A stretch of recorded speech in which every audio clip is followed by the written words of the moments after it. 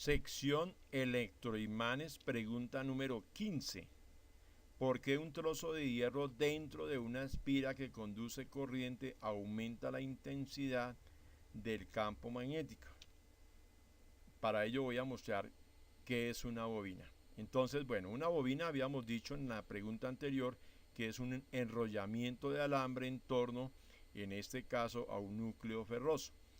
¿Qué sucede si el núcleo ferroso no está ahí? Pues sencillamente voy a decir eso. Eso es como tratar de que usted fuera a llevar agua de un sitio para otro y utilizara solo sus manos. Pues en sus manos no hay suficiente capacidad para llevar agua. Entonces cuando usted coloca un núcleo ferroso, si no está el núcleo ferroso, ahí hay campo magnético, pero el aire no es un buen material para concentrar esas líneas de campo.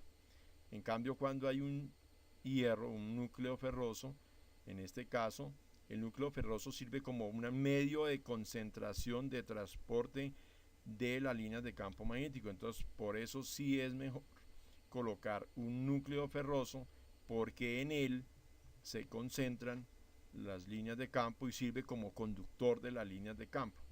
¿Qué es lo que estoy mostrando en este momento? Imágenes. Esto es un esquema simbólico de lo que es una bobina. Es un enrollamiento de alambre con un núcleo ferroso. El alambre en este caso es de cobre. Aquí vemos una bobina, esta que está acá, es una de las que se utiliza generalmente en los laboratorios de física de las instituciones educativas. Aquí tiene dos, bueno, esto supongo que es porque tiene dos enrollamientos, o sea que tiene dos bobinados, uno encima del otro, una a continuación del otro, de diferente cantidad de vueltas. Aquí en este gráfico lo que vemos es el experimento que generalmente se hace en los colegios, que es una pila, una puntilla y un alambre. Veo aquí es que utilizaron un alambre desnudo y ese no es el alambre que hay que utilizar. Debe ser un alambre para embobinados como el que aparece aquí. Si ustedes observan, el color acá es diferente del de acá. El de aquí tiene un esmalte, o sea que cuando se unen dos vueltas del alambre no hay un contacto eléctrico entre las dos, en cambio aquí sí. Esto hace que pues no funcione, o sea, aquí usted puede contar cuántas vueltas hay y resulta que como el alambre está desnudo, no cuentan como 30 vueltas sino una sola porque todo está en corto. Peligroso esta situación. Sin embargo, pues si se hace con el alambre adecuado, se genera un electroimán muy interesante como experiencia para los muchachos. Este que está acá es una bobina de las antiguas, voy a decir de los carros, algunos todavía la utilizan. Es una bobina, dos bobinas, una primaria y una secundaria, y las bobinas, el voltaje que se induce, que lo vamos a ver más adelante, es de acuerdo al número de espiras. En una bobina como esta se generan 12.000 voltios o 20.000 voltios para la chispa en las bujías del motor. Voy a leer entonces. Una bobina de alambre que conduce corriente es un electroimán. La intensidad de un electroimán aumenta tan solo con aumentar la corriente que pasa por la bobina. Los electroimanes industriales adquieren mayor intensidad cuando en el interior de la bobina hay una pieza de hierro.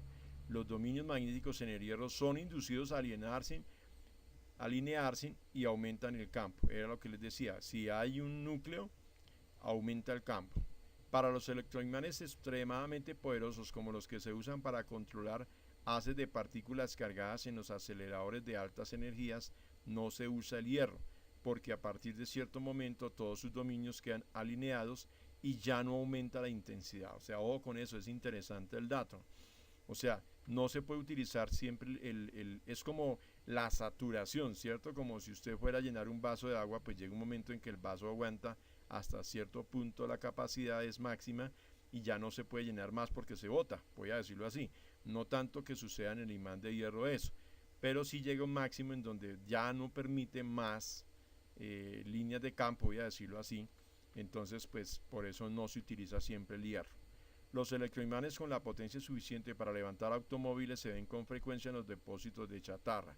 La intensidad de esos electroimanes se limita por el calentamiento de las bobinas conductoras de corriente, por su resistencia eléctrica y por la saturación. Ojo con eso, la saturación, o sea, se llenó, ya no aguanta más. del alineamiento de los dominios en el núcleo. Los imanes más poderosos sin núcleo de hierro usan bobinas superconductoras. Eso ya lo hemos visto en otras listas de reproducción, que un superconductor es un material que permite una corriente infinita, porque tiene una resistencia de cero, a través de los cuales fluye con facilidad una corriente eléctrica muy grande.